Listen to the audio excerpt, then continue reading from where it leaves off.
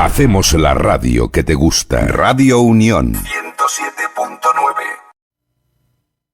Hola a todos, soy Pablo Veloso, esto es La Espada de Damocles en una producción para Radio Unión 107.9 de Murcia, una radio que tiene mucho para ofrecer, que luego vamos a ver en su página web, como siempre hacemos, radiounión.es, es muy fácil de encontrar y ahí vamos a ver una programación muy variada que abarca desde deportes, noticias, música, de todo, cultura, como también nuestro programa tiene. Pero en un ratito nos metemos con la página web para que podamos tenerla ahí a mano.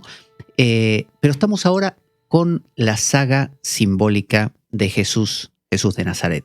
Estamos recorriendo durante varios programas un abordaje distinto, un abordaje que tiene que ver con el símbolo.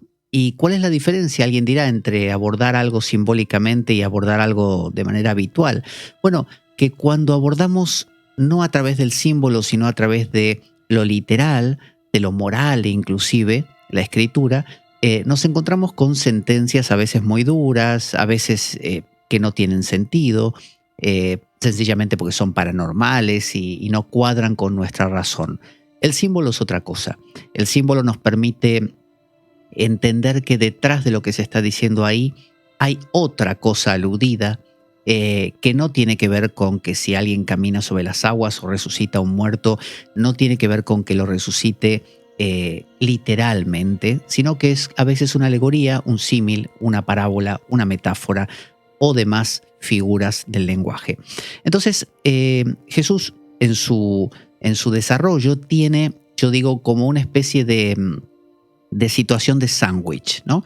Porque tiene un pan, otro pan y en el medio el contenido. El primer pan es la anunciación y la natividad. El segundo pan es la muerte y la resurrección. Pero en el medio está el ministerio.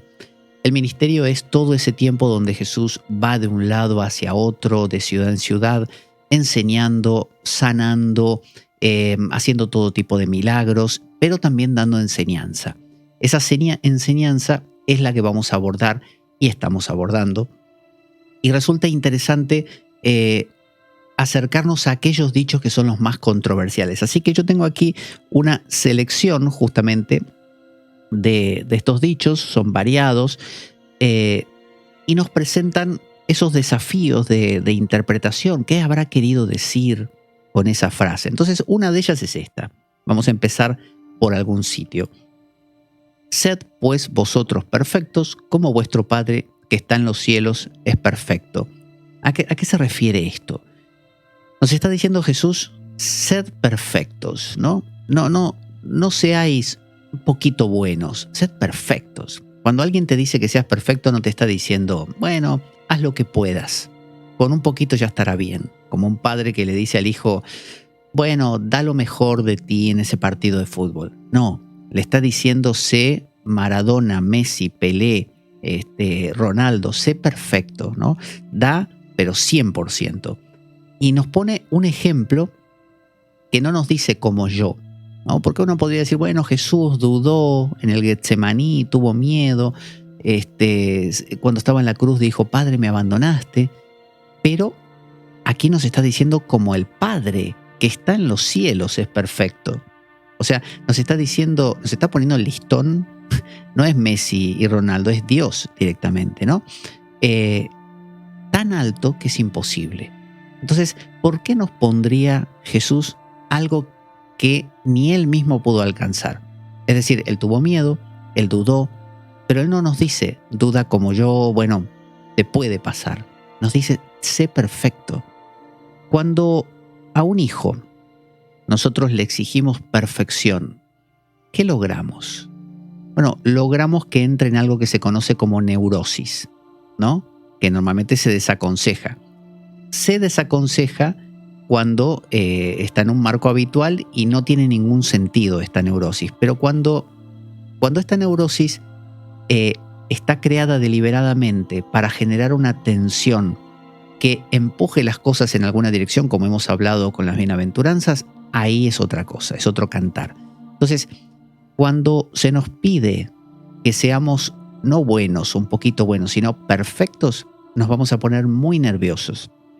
Vamos a darnos cuenta que no damos la talla, nos va a dar culpa de no poder alcanzar lo que se nos propone, sensación de que fallamos, mil cosas.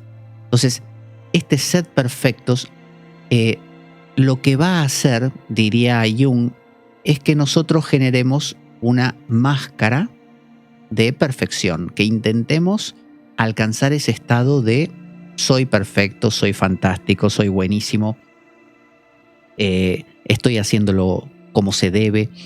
Y sin embargo, esa máscara va a conllevar una gran sombra. Es decir, si yo quiero ser perfecto, como directamente es imposible, voy a generar una sombra. Me voy a poner en mi zona oscura, voy a meter lo que no cuadra con lo que me están pidiendo, ¿no? Entonces, esto va a generar lo que Jung llama enantiodromía. ¿Qué es enantiodromía? Bueno, este dromo es como velódromo, patinódromo, tiene que ver con carrera.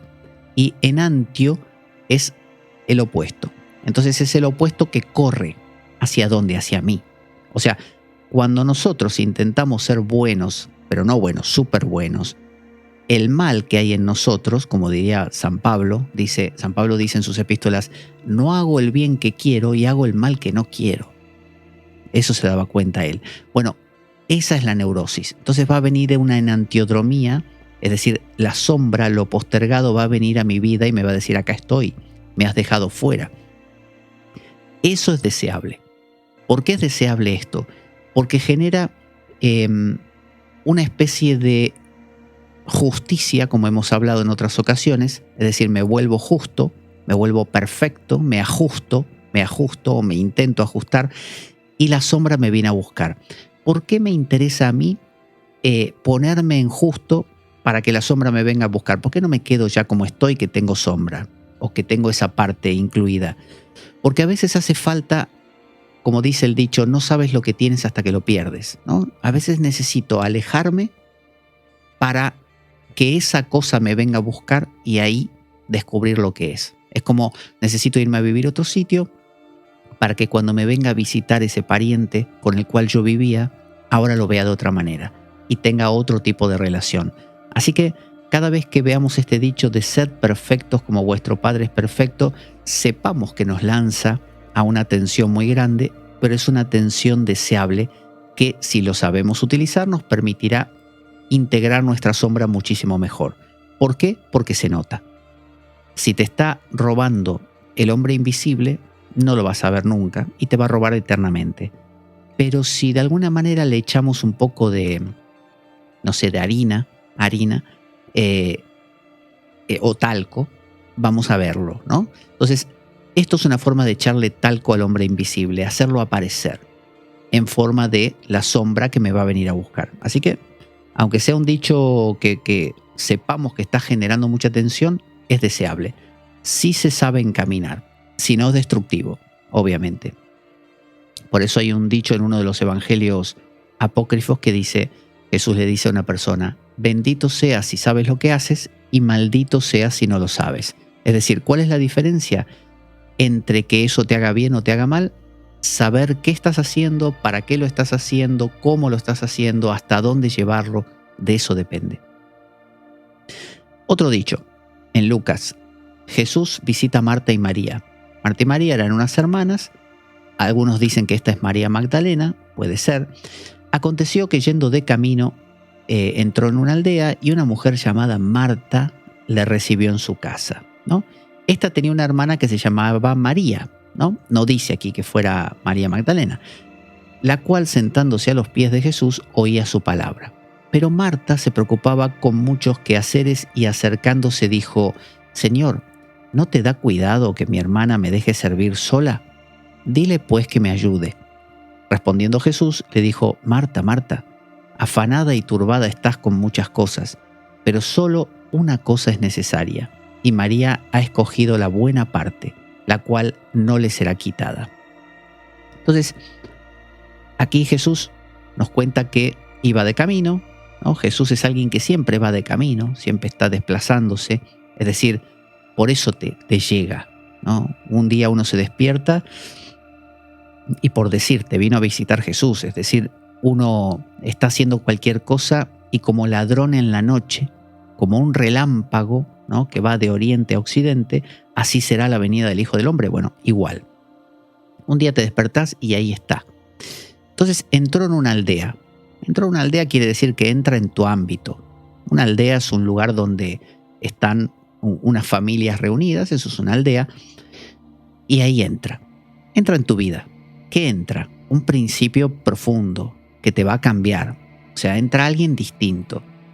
En esa aldea había una mujer llamada Marta, que es la que lo recibe en su casa. Es decir, no todas lo recibieron en su casa. Quizá él se acercó y de 10 casas, 9 no le dieron ni la hora y una le dejó entrar. Entonces, no se trata que Jesús te invade, que este principio te invade. No, se trata de que, como dicen, cuando el discípulo está listo, el maestro aparece. ¿Esto qué quiere decir? ¿Que el maestro se materializa cuando estás listo? No, el maestro siempre anda por ahí. Pasa que no le abrís la puerta. Bueno, a veces, dice, acá Marta la recibió en su casa. Y fijémonos qué detalle, no lo recibe María, lo recibe Marta. O sea, Marta es la que le abre la puerta. María está en otra. Ahora veremos. Esta tenía una hermana que se llamaba María secundaria, la cual, sentándose a los pies de Jesús, oía su palabra. O sea, María se beneficiaba de rebote, porque si Marta no le hubiera dejado entrar, o sea, no lo hubiera invitado a entrar, María ni lo ve. Pero María era como que estaba ahí y aprovechó, ahora que está Jesús ahí, el maestro que entró, y se pone a los pies ahí, sentándose a oír su palabra. Está en una actitud María pasiva, ¿no? Mientras que Marta tiene una actitud activa. Marta, recordemos eso, lo deja entrar. O sea, no hay Marta y no entra. Puede ser todo lo María que quieras y no entra. Pero Marta se preocupaba, dice, de muchos quehaceres. O sea, Marta estaba ocupada con muchas cosas. Estaba ocupada. Y acercándose le dijo a Jesús: Señor, ¿no te da cuidado? O sea, acercándose, estaba lejos. Marta lo deja entrar a su casa, pero Marta está ocupada con cosas de la casa. Por lo tanto, está, pero no está. Y se le acerca, ¿no? Entonces se aproxima. La otra ya estaba cerca. Esta no, esta se aproxima. Y le dice: Señor, ¿no te da cuidado que mi hermana me deje servir sola? ¿No? O sea, no te parece, no le está diciendo, dile directamente, porque a mí me molesta. No dice eso. Quiere involucrarlo a él. ¿No te pasa a ti también? Como, ¿no te pasa que Marta está ahí como, que María está ahí en actitud cómoda y yo estoy acá trabajando y te parece mal? Ella quiere un cómplice, ¿no? ¿No te da cuidado que mi hermana me deje servir sola? Dile pues que me ayude, ¿no? Entonces le agrega esto como, ahora sí, un imperativo. Dile que me ayude, ¿no? Pero primero le hace el entre ese de, no te da cuidado, porque ella no quería parecer imperativa de darle una orden. Sencillamente, primero lo invita a ver si él se suma, a ver si le dice: sí, la verdad tienes razón, esta María es un desastre. Y ella ahí le diría: sí, ¿te das cuenta? Sí, hay que decirle que me ayude. ¿Qué le responde Jesús? Le dijo: Marta, Marta, le dice, como si le hablara a un niño. Marta, Marta, afanada y turbada estás con muchas cosas, ¿no? Le dice algo que Marta probablemente ya se había dado cuenta, que estaba llena de cosas. Pero solo una cosa es necesaria, le dice. Y María ha escogido la buena parte, la cual no le será quitada. Dice, pero solo una cosa es necesaria. Solo una cosa es necesaria. Y María ha escogido la buena parte, la cual no le será quitada. Ahora, le está diciendo, estás ocupada con muchas cosas, pero solo una es necesaria, ¿no? Entonces, uno pensaría, bueno, vamos a quedarnos con la necesaria, que es la que eligió María, que es la buena parte y que no le va a ser quitada, es la mejor. Pero acordémonos una cosa, si no fuera por Marta, María no tenía ninguna buena parte ahí. O sea que si uno quiere realmente conectar con esa parte profunda de la vida que acá está representado por la figura de Jesús, tiene que estar ocupado en muchas cosas. Tiene que ser una Marta, tiene que ser curioso, tiene que complicarse, tiene que divertirse, ¿no? Verterse en muchos recipientes, moverse, interactuar. Seguramente ella es la que pasearía por el pueblo y lo vio a Jesús y le habló y se animó a hablarle, es decir, la extrovertida. Entonces, que solo una cosa sea necesaria, por ejemplo, para mí puede ser necesario comer, dormir, como todo ser humano, tener un techo también y aire para respirar.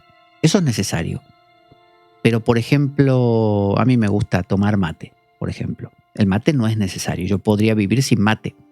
Podría vivir sin comida caliente. Podría comer comida fría siempre. No pasa nada. Sobrevivo. Lo necesario es comer. Pero si yo a lo necesario no le agrego lo bello, ¿no? El kalos de los griegos, el kalos, ¿no? Lo bello. Si no le agrego lo bello, no entra Jesús. O sea, Marta se afana en muchas cosas y esas muchas cosas es lo que permitieron que entre Jesús. Es decir, esas muchas cosas son lo bello, ¿no? Son lo variado, son lo placentero. Yo puedo vivir en una casa que no tenga ni pintadas las paredes, pero puedo pintarlas y está más bonito. Es más agradable. No es necesario, pero es más agradable. Ahora, puede que yo me exceda, que quizás es lo que le está remarcando Jesús. Te estás pasando tanto que te has perdido, dice, una parte que María, tu hermana, la pescó enseguida, ¿no? Que es la parte que no te será quitada. Las otras te serán quitadas. O sea, lo bello se deteriora. Pero esa parte es la parte buena, la necesaria, es comer, dormir, respirar, eso es necesario. Esa parte es la que tiene María. Entonces no le dice, Marta, no te ocupes en tantas cosas, ¿no? ¿Por qué no te conviertes en María? Entonces le dijo, Marta, Marta, afanada y turbada estás con muchas cosas. Es decir, te has pasado. Estás afanada, o sea, te afanas, te esfuerzas demasiado y estás turbada, estás afectada por muchas cosas. Entonces no le dice, las muchas cosas están mal. Simplemente estás afectada por demasiadas cosas. Pero esas cosas también forman parte de la belleza, ¿no? Solo María ha escogido la buena parte, la cual no se le será quitada. Así que ahí tenemos una interesante reflexión sobre este dicho. Aquí tenemos otro muy interesante. Jesús llora ante la tumba de Lázaro. ¿Por qué digo que es interesante? A ver si lo podemos agrandar. Ahí. A ver otro poco. Ahí. A ver así si se ve en pantalla. Sí. Juan 11:28. Jesús llora ante la tumba de Lázaro. Esto contiene el verso que yo citaba cuando hablamos de las bienaventuranzas más cortito de todos los evangelios. Y es este. Jesús lloró. No sé si lo estoy tapando yo con mi propia imagen. A ver, vamos a ver. No, creo que no lo estoy tapando. Jesús lloró. Ese es el verso más cortito de todos los evangelios. Jesús lloró, de todo el Nuevo Testamento. ¿Por qué digo que es muy interesante? Dice, habiendo dicho esto, fue y llamó a María, su hermana, diciéndole en secreto, el maestro está aquí y te llama. Ella, cuando lo oyó, se levantó deprisa, esto es, Marta habló con su hermana, se levantó deprisa y vino a él. Jesús todavía no había entrado en la aldea, sino que estaba en el lugar donde Marta le había encontrado. Entonces los judíos que estaban en casa con ella y la consolaban, cuando vieron que María se había levantado deprisa y había salido, la siguieron diciendo, va al sepulcro a llorar allí. María, cuando llegó a donde estaba Jesús, al verle, se postró a sus pies diciéndole, Señor, si hubieses estado aquí, no habría muerto mi hermano. ¿Quién es el hermano? Bueno, Marta y María tenían un hermano, las mismas que lo recibieron en la casa. Ese hermano se llamaba Lázaro, ¿no? El famoso de la resurrección. Entonces Jesús, al verla llorando y a los judíos que la acompañaban, los judíos simplemente eran la gente del pueblo, que estaban como en el velatorio, digamos, ¿no? Velatorio que ya había terminado, pues ya lo habían enterrado. Que la acompañaban, también llorando, se estremeció en espíritu y se conmovió y dijo, ¿dónde le pusisteis? Le dijeron, Señor, ven y ve tú mismo. ¿Y qué hizo Jesús? Lloró. ¿Por qué es importante este verso? Bueno, a mí me parece súper interesante que Jesús haya llorado, porque pocas veces en los evangelios Jesús se conmueve. Hay pocas ocasiones y donde le pasan cosas. Siempre se presenta más como el maestro que enseña y que lo tiene todo muy claro, pero aquí llora. Jesús lloró. Jesús lloró significa que pensemos, si Jesús era el Mesías, el Hijo de Dios, tenía esta visión para verlo todo, para saberlo todo, saber que Judas lo iba a traicionar, saberlo todo, sabría que conocería sus poderes o los poderes del Padre, sabría que él podría resucitar a Lázaro si quería, sabría que lo iba a resucitar en un rato, y sin embargo lloró. Esto es como una cosa gratuita. Es decir, yo puedo amar a alguien sin conmoverme, simplemente amar, sí, te amo, listo. Pero también puedo entregarme, conmoverme, entregarme a emociones que me llevan a arrebatos de amor y de llanto y de conmociones, ¿no? De emociones. Y Jesús elige hacer eso. Jesús elige conmoverse. Elige jugar un juego, porque él está viviendo en un plano como de dioses, ¿no? Él lo ve todo desde arriba. Entonces él podría haberse quedado ahí y haber dicho, no pasa nada a Marta. No te preocupes, yo en un rato lo resucito y seguimos todos disfrutando acá. No, él lloró. Y lloró porque dice Jesús entonces al verla, la vio. Él la vio. ¿Qué vio? La vio llorando. ¿A quién? A Marta. ¿No? La ve llorando a Marta. A María. La ve llorando. Y a los judíos que la acompañaban también llorando, dice. ¿Y qué pasó? Se estremeció. Estremecerse es como cuando uno le da escalofríos. Es decir, tipo neurona espejo. Él vio a esos y se mimetizó. Entró como en una especie de empatía. Ah, a mí también entonces. Y se estremeció en espíritu y se conmovió. Y dijo, acá se metió en el personaje. A partir de ahí entró como en una humanidad. Pero lo que digo es que él podría haber dicho, no pasa nada, y quedarse en ese nivel Dios. Pero no, él quiso estremecerse. Es esa especie, es lo que en teología se llama kenosis. Es un vaciamiento. Él quiso vaciarse. ¿De qué? Vaciarse de la visión del dron. Un dron mira todo desde arriba, o un helicóptero, y como lo mira desde arriba, todo es clarísimo. Entonces yo me puedo estar preocupando aquí abajo porque tengo miedo que venga el tsunami, y el que está en el dron me dice, no te preocupes, yo lo estoy viendo desde acá, no pasa nada. Pero ¿qué hace Jesús? Se baja del dron al ver que el de abajo está preocupado, y se preocupa también. ¿Por qué haría una cosa tan tonta si él podía quedarse en el dron? ¿Por qué alguien que está en un dron o en un helicóptero, viendo que el océano está tranquilo y no hay señales de nada, bajaría y se pondría a llorar junto con el que tiene miedo al tsunami? Respuesta posible. Porque el que tiene miedo al tsunami está vivo. Y si yo vivo todo el tiempo en el helicóptero, haciendo estadísticas y números, estoy muerto. Es decir, no soy humano. Y el misterio del cristianismo es la encarnación. Y Jesús se encarna. Pero no se encarna como en una especie de cosa fingida, tipo, bueno, me hago el humano. No, se supone que él se humaniza y sufre como un humano. Y para sufrir como un humano, ¿qué hay que hacer? Hay que sufrir. Entonces, ¿qué hace él? Se conmueve y llora, pero se conmueve al ver. Entonces, nos habla de qué hacemos nosotros cuando vemos a alguien sufrir, fijémonos esto, sufrir no por algo sensato. Por ejemplo, no, bueno, sufro porque me diagnosticaron una enfermedad terrible. No, sufro porque me dejó mi amor. Y uno dice, no sufras por eso. Si hay tantas cosas en la vida, no te quedes enganchado a esa persona. Y la pregunta que nos podría hacer esa persona es ¿y por qué no? ¿Y por qué no? ¿Por qué no voy a sufrir? ¿Y qué tiene de bueno sufrir? O sea, ¿por qué uno sufriría? Bueno, sufrir es una palabra que viene de vamos a poner así, subferre. ¿Qué quiere decir subferre? Ferre es cargar, soportar algo, y sub por debajo. Soportar por debajo, ¿no? Cargar, como en las cofradías de aquí del sur de España que van llevando así por debajo de una plataforma al santo, ¿no? O a la Virgen, o a Jesús. Entonces habla de ponerte por debajo. Cuando te pones por debajo, cuando te humanizás, es como el político.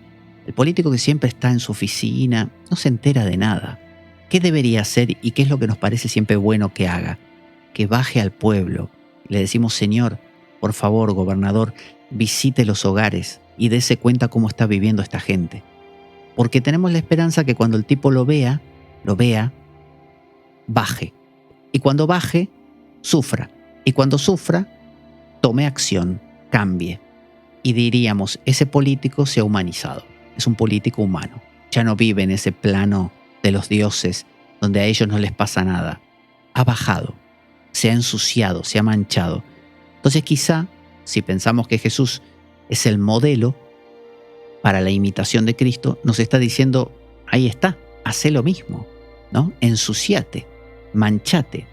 Es como una vez yo escuché en una charla de Alan Watts, que él decía que tenía un amigo que le decía, mira, en lo que a mí atañe, me he deshecho de todas estas ideas de trascendencia y de desaparecer el deseo y todo eso.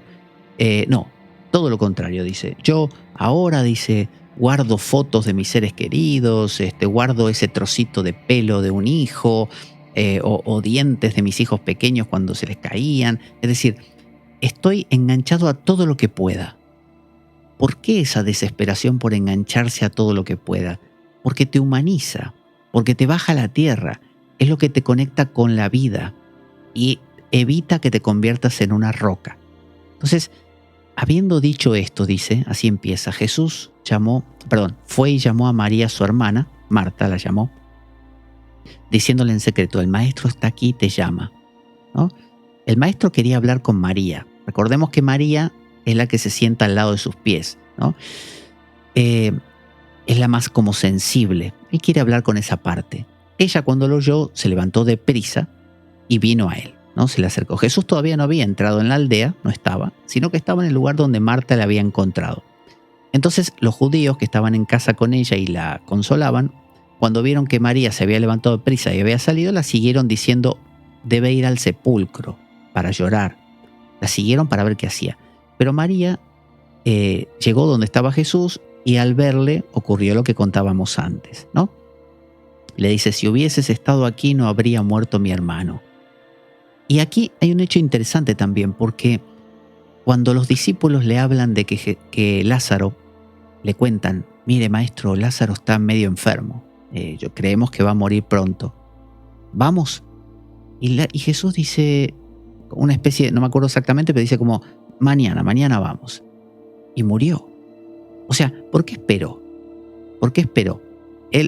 La explicación que él da es, no, vamos a esperar un día para que se haga, como diciendo que la gloria de Dios se manifieste, como diciendo, vamos a esperar que muera para que yo lo pueda resucitar. Esa es la explicación que se da. Pero quizá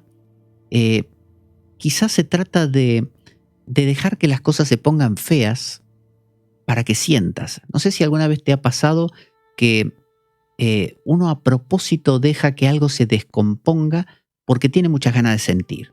Es como cuando a propósito pones una película que es de llorar porque querés llorar, ¿no? ¿Y por qué querés llorar? Y porque querés conectar con una emoción que de otra manera no podés llegar. Y eso te humaniza. Porque cuando llorás, te das cuenta que estás ahí, que sos un humano. En cambio, el que nunca llora, el que nunca se emociona, el que nunca se alegra, el que nunca se ríe de esas maneras que se nota que no puede parar, ese no está vivo.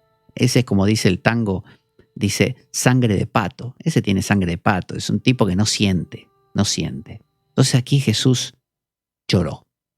Jesús lloró. Vamos a ver otro. Este es súper enigmático, ¿no? Acá se hablaba del tema, estamos en En el Evangelio, Marcos 3. Es súper complejo, porque, no complejo, sino enigmático, porque dice así: de cierto os digo, dice Jesús a los discípulos, que todos los pecados serán perdonados a los hijos de los hombres, ¿no? Y las blasfemias, cualquiera que sean. O sea, podés decir, no sé, como aquí en España, que los insultos tienen que ver con Dios, ¿no? ¿No? Algo escatológico intestinal, en Dios, ¿no? En tus muertos. Esas son muchos de los insultos que se usan aquí en España tienen que ver con eso, ¿no? Con lo escatológico de Dios. En la Virgen, y así. Entonces, eso está todo perdonado, dice. No pasa nada, te lo perdonamos, dice Jesús, con mi Padre. Pero ahora nos dice qué es lo que no. Y esto es rarísimo, porque como que nadie sabe explicar exactamente a qué se está refiriendo y por qué esta diferencia tan tajante. O sea, vos podés insultar a Dios, podés insultar a lo que quieras, no pasa nada. Pero cualquiera que blasfeme contra el Espíritu Santo no tiene, y dice, jamás perdón, sino que es reo de juicio eterno. Porque ellos habían dicho, tiene un espíritu inmundo, ¿no? Esto es porque los discípulos le hablaban de que había un tipo ahí que tenía un espíritu inmundo, y él le dice, mira, todo es perdonado, no te preocupes. Lo único que no es perdonado es la blasfemia contra el Espíritu Santo. Ahora, ¿qué cosa es la blasfemia contra el Espíritu Santo? ¿No? Nosotros sabemos que está el Padre, que es como el uno, la esencia de todas las cosas. Está el Hijo, ¿no? Que es justamente una especie de mezcla entre el Padre y lo humano, porque es Dios y hombre a la vez, o sea que tiene un poquito de María y José, digamos, de lo humano, y tiene un poquito de lo divino, las dos cosas. Pero ¿qué es el Espíritu Santo? Bueno, el Espíritu Santo nosotros lo entendemos como la palomita del Espíritu Santo, que baja cuando a Jesús lo bautizan, en la Anunciación baja el arcángel Gabriel y demás cosas, ¿no? Entonces, ¿qué es el Espíritu Santo? El Espíritu Santo es el que te comunica algo. Mirá, le dice a María, te van a hacer el Hijo de Dios, el Emanuel.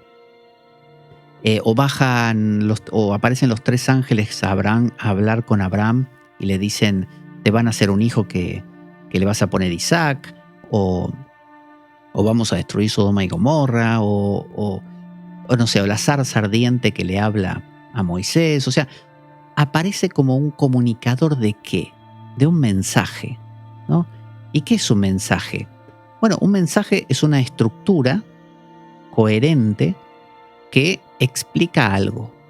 O sea, el mensaje que te doy es, por ejemplo, te doy este mensaje. Mañana a las 4 de la tarde nos encontramos en la plaza que está acá a la vuelta.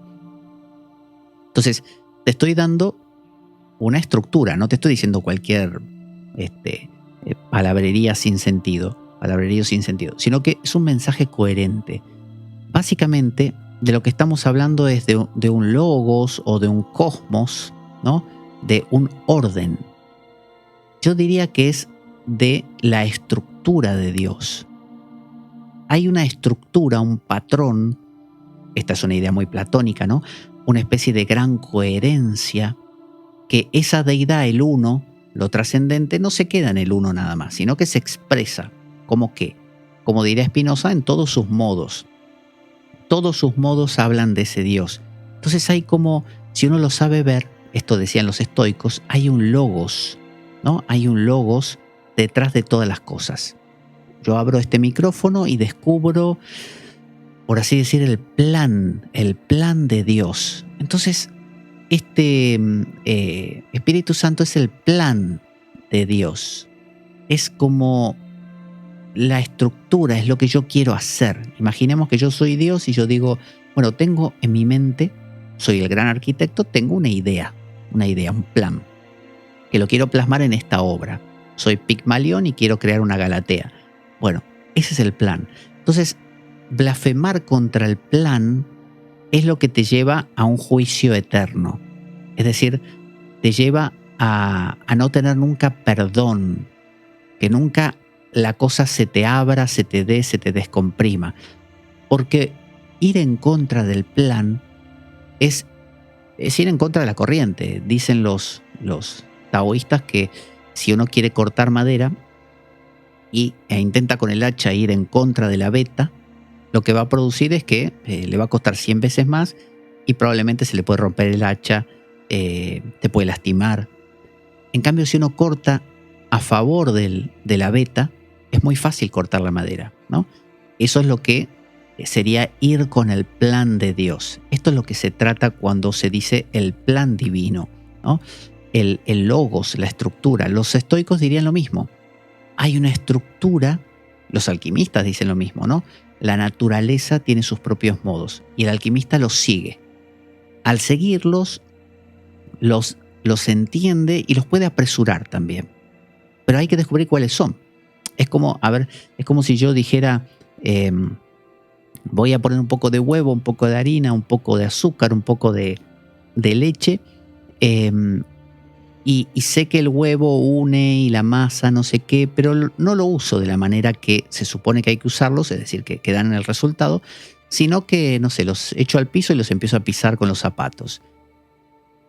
Estoy pervirtiendo algo, es decir, algo que podría funcionar de una manera muy coherente, porque no es que esté hecho para eso, para hacer una torta y nada más, pero su estructura facilita eso. Es como que casi te está pidiendo el huevo unir otras cosas, por así decir, ¿no? Y uno lo está usando de una manera distinta.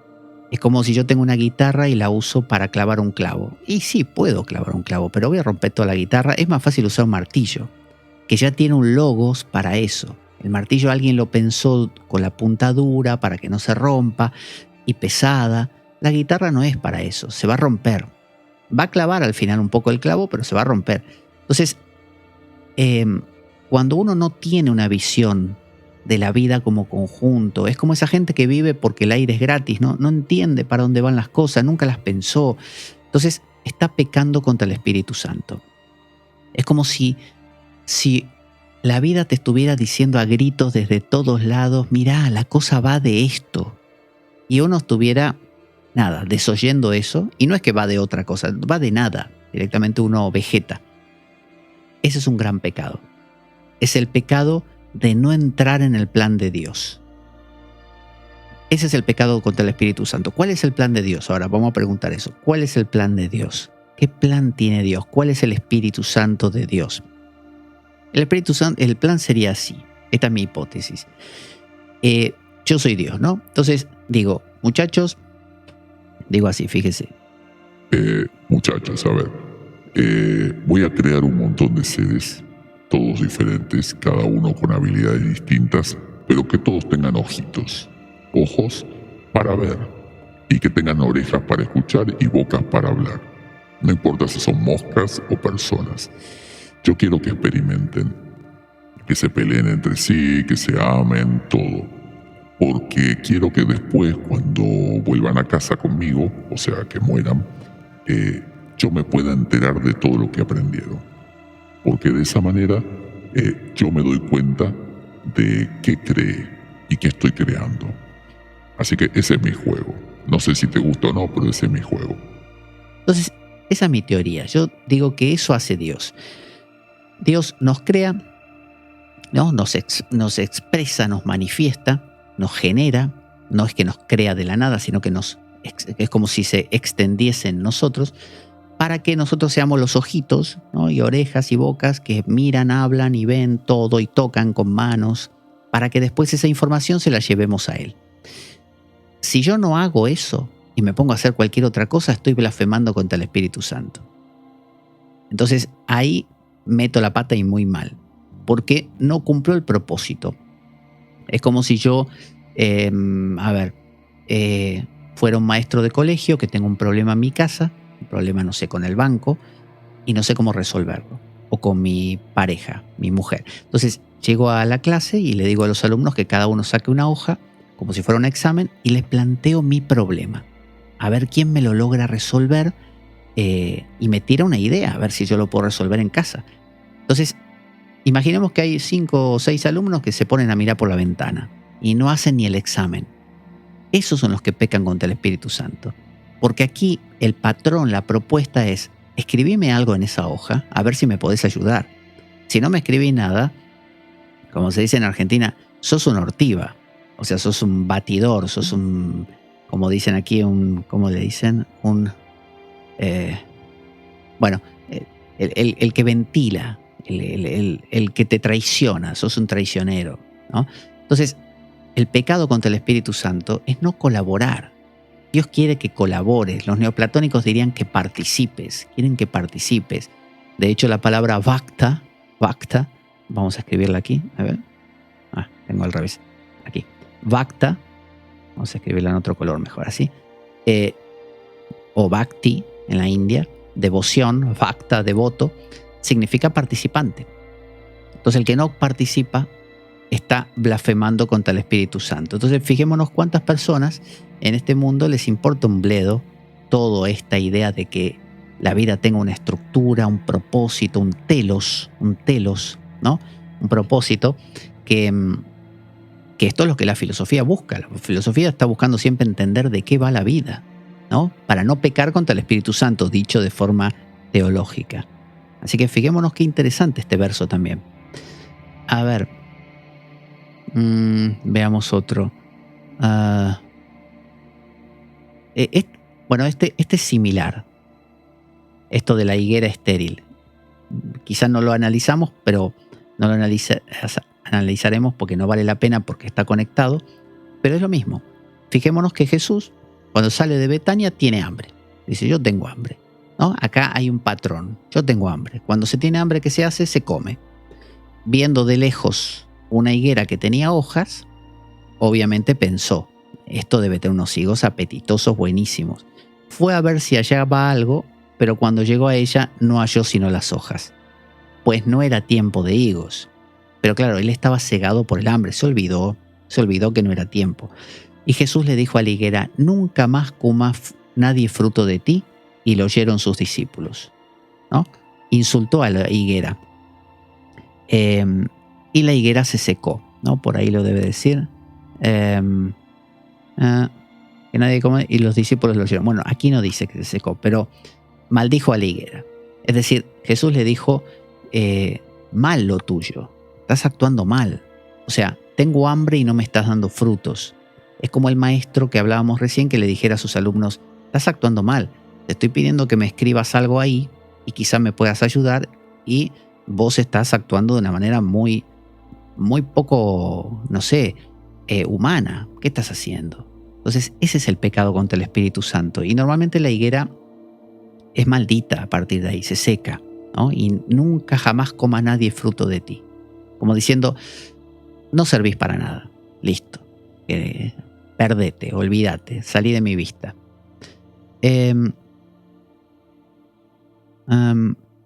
Esta es una parábola larga, pero la vamos a leer más rápido porque en sí la esencia es muy sencilla, que es la parábola de los trabajadores del viñedo.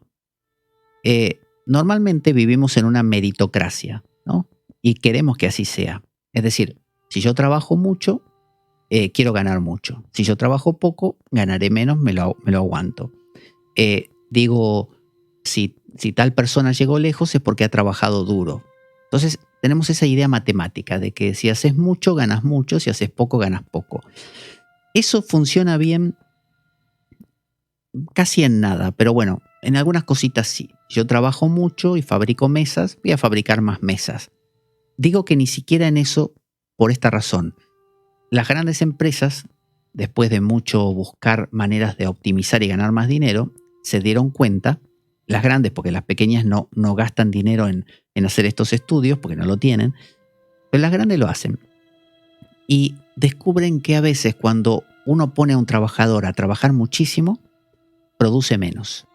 Es como un soldado. Si yo al soldado no lo hago dormir, el soldado sigue avanzando, cada vez más torpe, porque no da, o sea, no tiene coordinación, porque se duerme, hasta que lo matan. Y lo que consigo es que me maten a todos mis soldados, lo cual es muy tonto. Entonces, un general coherente le diría a sus soldados, bueno, ya están cansados, vayan a dormir, llamaremos mañana a otro batallón, o no hay nadie para reemplazar, no importa, duerman, porque no es el caso que se mueran todos. Pero los que no son inteligentes y son necios, ¿qué hacen? Adelante, adelante, adelante, hasta que aguante, hasta que muere. O al empleado, trabaje más, hay que producir más y más rápido. Bueno, cada vez lo produce de manera más torpe, cada vez te rompe las máquinas más frecuentemente, cada vez se desperdicia más materia prima, hay más bronca, más malestar en los trabajadores, por eso desperdician materia prima, por eso cometen más errores a propósito. Todo se va descompensando. Entonces, ahí aparece la idea de la gratuidad, de lo absurdo, ¿De qué va esta parábola, ¿no? Para que lo centremos aquí. Bueno, esta parábola consiste en que hay un señor que es un dueño de una viña, ¿no? Un señor que es dueño de la viña, le vamos a poner un sombrero porque los dueños de viña tienen sombrero. Entonces, le dice a su empleado principal, le dice así, a ver, Roberto, ándate al pueblo y búscate unos trabajadores para acá, para la viña, y pagarles 5 pesos. Entonces el tipo, el Roberto, se va al pueblo y se busca unos tipos que estaban ahí sentados conversando entre sí, jajaja, y les ofrece el trabajo. Esto es por la mañana, imaginemos 8 de la mañana, 8 a.m. Y les ofrece 5 pesos, ¿no? Ahí. Y van a trabajar contentos por todo el día, 5 pesos hasta la noche. El dueño de la viña, más tarde, hacia el mediodía, se da cuenta que no van a llegar a cosechar todo con esos trabajadores. Entonces le dice a Roberto, anda a buscar más. Ya son las 12 del mediodía, entonces se va a buscar más y les dice a esa gente, vengan que les vamos a pagar 5 pesos. Los primeros no lo saben.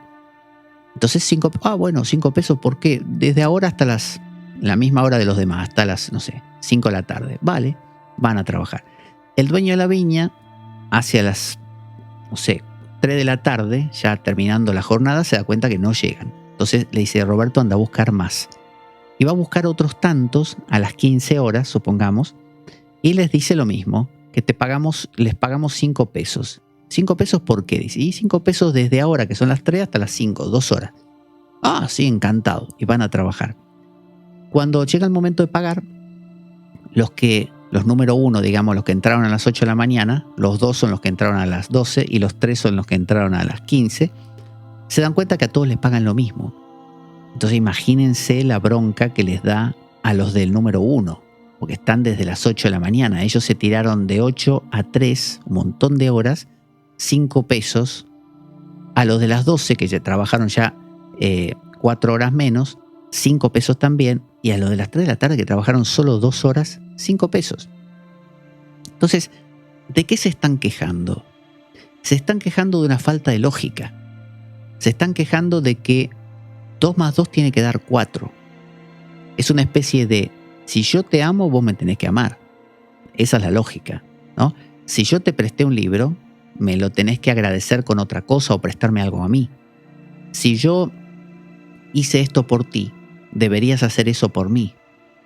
Respuesta, no necesariamente. El dueño de la viña dice, eso mismo le dice, no necesariamente, ¿no?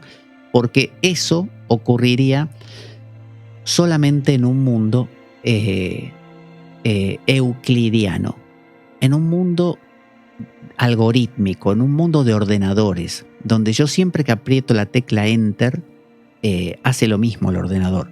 Y vuelvo a repetir, ni siquiera, porque la tecla Enter cada vez que la presiono según la suciedad que se le acumule y el desgaste que tenga, no va a reaccionar igual. Así que no existe esto de que siempre que hago algo pasa lo otro.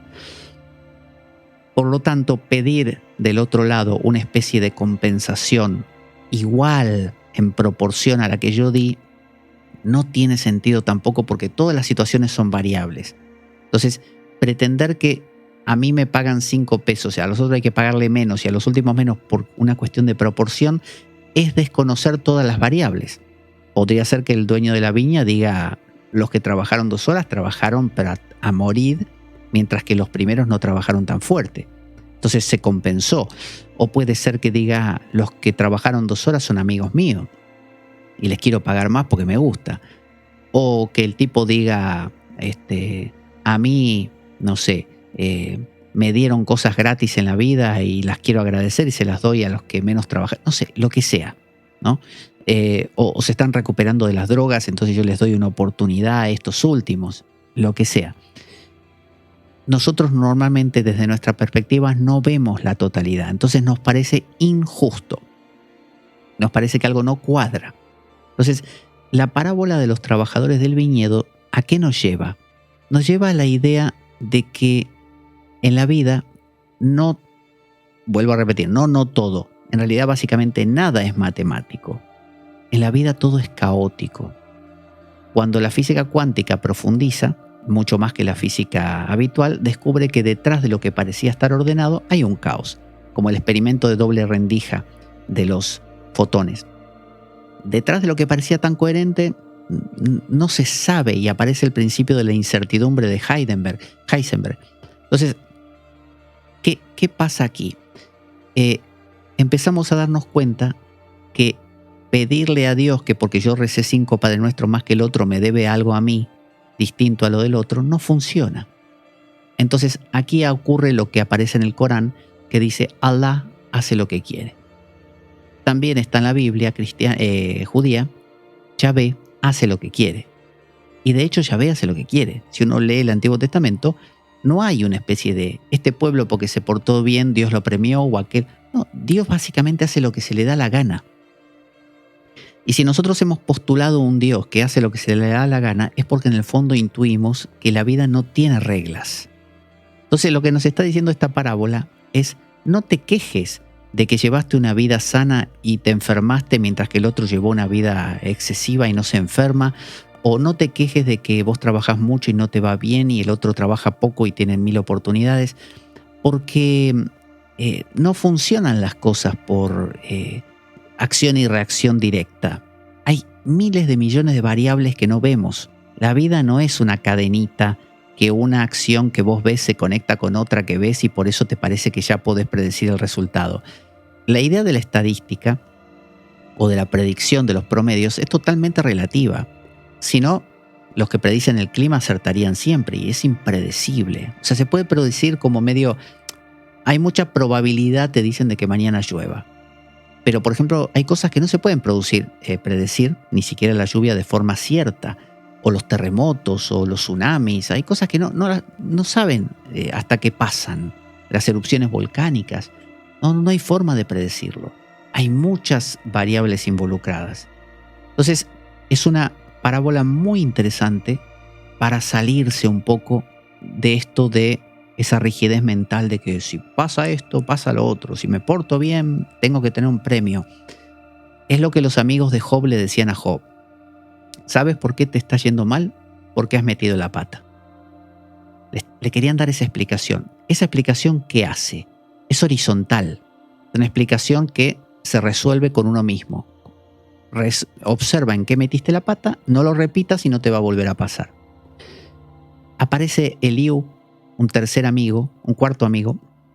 Los otros eran Elifaz, Bildad y Zofar.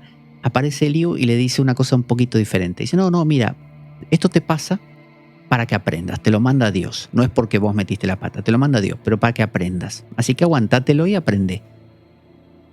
Y la esposa de Job le dice, maldice a Dios y muérete. Todos ellos hablan en horizontal. Ninguno necesita de Dios, necesita de una profundidad mayor. Pero Job dice, no, momento. Yo quiero hablar con Dios. A mí no me interesa la horizontalidad, me interesa la verticalidad, ¿no? Quiero una respuesta metafísica. Yo quiero hablar con el que está generando todo esto, con algo que no soy yo. Y habla con Dios, realmente. Y Dios reta después, le echa en cara a los 3 amigos y al cuarto también, sobre todo a los 3 primeros, que estaban equivocados. Entonces, cuando pretendemos que todo sea 2 más 2, 4, estamos funcionando en horizontal. Pero cuando agregamos lo vertical, dejamos entrar el caos, la incertidumbre, el absurdo, la posibilidad de que hay cosas que nos exceden y que no hay forma de calcular que si hice esto va a pasar aquello.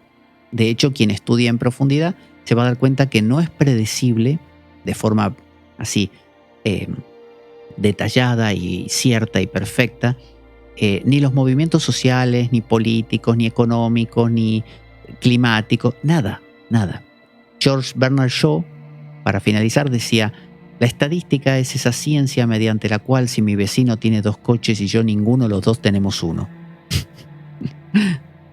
Así de relativo. Bueno, hemos recorrido ahí unas poquitos dichos, pero muy consistentes, y esto nos permite tener como una noción de qué interesante y cuánto se puede aprender con estos viejos dichos que están metidos ahí en este caso, en el Nuevo Testamento. Vamos a ver un poco de la página de Radio Unión. Habíamos hablado, radiounión.es es la página de la radio que auspicia esta saga, ¿no? Que la patrocina, que la acompaña. Y tenemos, esta es su página, ahí entramos. Si le damos este triangulito de arriba a la derecha, lo que tenemos es que nos va a reproducir lo que esté emitiendo la radio en este momento, que es una radio online, ¿no? También tiene emisión por antena. Es de Murcia, aquí en España. Podemos ir a las distintas pestañas. Aquí estamos en la de inicio, donde nos muestra el contenido de los últimos programas. Recuerden que a mí no me salen las imágenes en este navegador, pero si ustedes usan un navegador normal, no como el mío que no me funciona, les van a aparecer y son muy bonitas. Aquí tenemos las pestañas, que son los distintos programas principales: A la Carta, Turbo Rock, Cultura Electro, Pablo Veloso, que vengo a hacer yo, con todos estos que son programas. Aquí, si ponemos en leer más, nos va a salir ahí una reseña, el video, todo. Y tenemos la programación también de cada uno de los programas que salen semanalmente. Tenemos, ¿dónde? Aquí, contacto. Si le damos a contacto, tenemos el mapita donde nos permite ver dónde está Radio Unión. Y aquí tenemos los datos para comunicarnos con la radio y poder, por ejemplo, contratar servicios de publicidad para tener publicidad de nuestra empresa en la programación de Radio Unión. Aquí está su correo, aquí abajo, y su teléfono, las dos cosas aquí a disposición, aquí abajo. Por otro lado, tenemos Oír Online. Si vas por la calle, puedes darle este triangulito que está aquí y vas a estar escuchando en directo lo que la radio esté transmitiendo en ese momento. Entonces puedes ir en el metro, puedes ir haciendo deporte, lo que sea, o cocinando en tu casa y estar escuchando cualquiera de estos programas, como por ejemplo, aquí estamos en la pestaña mía, así que tenemos los que hemos hecho para Radio Unión hasta ahora, los que he hecho. No voy a hablar en plural como Gollum. Así que bueno, ahí estamos. Vamos a volver a la imagen principal aquí. Así ya nos despedimos. Espero que te haya gustado. Esto es parte de la saga simbólica de Jesús de Nazaret, que estamos viendo. Muy interesante. Ya en breve haremos unas entregas más que tendrán que ver quizá con algunos dichos más de Jesús, pero nos meteremos ahora ya hacia la Semana Santa con la muerte y la resurrección de Jesús, la crucifixión como corresponde, y también haremos un especial de, prepárense, C.S. Lewis, ¿no? C.S. Lewis es el famoso autor, es más conocido por eso, de las Crónicas de Narnia, de esos 7 libros y de las 3 películas que se han hecho en base a su bibliografía, pero él era un gran divulgador del cristianismo, de un cristianismo muy sui generis, muy a su estilo. Algunos dicen que es el heredero de Chesterton, de creo que es C.K. Chesterton. Bueno, de él vamos a hablar, vamos a ver todo lo que tiene para contarnos, cómo fue su historia y cómo aborda todo este lenguaje mitológico, simbólico del cristianismo. Así que prepárense para eso y mientras tanto quédense ahí con la página de Radio Unión para seguir disfrutando. Soy Pablo Veloso, esto es La Espada de Damocles y nos vemos en la próxima. Avanti. Hacemos la radio que te gusta. Radio Unión.